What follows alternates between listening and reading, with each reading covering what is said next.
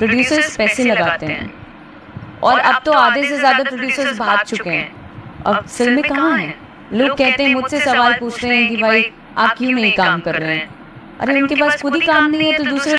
भोजपुरी की शेख ने अक्षरा ये कहना है कि आजकल जितने भोजपुरी में सिनेमा घर है, जितने भी डायरेक्टर प्रोड्यूसर्स है पुराने वाले, जो बहुत ही अच्छे अच्छे मूवी लाते थे, वो सारे के सारे तो अब विलुप्त हो चुके हैं। लेकिन अब जो भी गिने चुने एक दो बचे हुए हैं, वो लोग बहुत ही ज़्यादा चार्ज करते हैं और वो सोचते हैं कि हमारी फिल्म चले, और फिल्म में इतने सारे सॉन्ग डाल देते हैं कि बस उसी के वजह से उनका फिल्म में जो कुछ भी कमाई होता है, पैसा वसूली हो जाता है। सिर्फ पैसा वसूली करने के लिए फिल्म नहीं बनाया जाता है।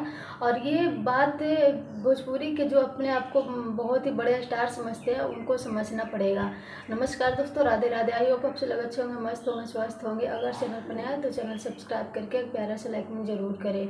अभी देख सकते हैं कि भोजपुरी में जितने भी बड़े बड़े स्टार हैं, जितने भी बड़े बड़े कलाकार हैं, सारे जितने भी फिल्म अभी आ रहे हैं, बहुत ज़्यादा ऐसे फिल्म है जो फ्लॉप होते जा रहे हैं। चाहे वो किसी भी स्टार का आप उठा के देख लीजिए, क्योंकि जितना ज़्यादा फिल्म मेहनत से बनाया जाता है, उतना जो डायरेक्टर प्रोड्यूसर है मेहनत लगाते हैं, स्टार मेहनत करते हैं, उससे कहीं ज़्यादा अभी जितने भी सॉन्ग आते हैं, मतलब सॉन्ग में फिल्म चल रहा है या फिर फिल्म में सॉन्ग चल रहा है, ये पता ही नहीं चलता।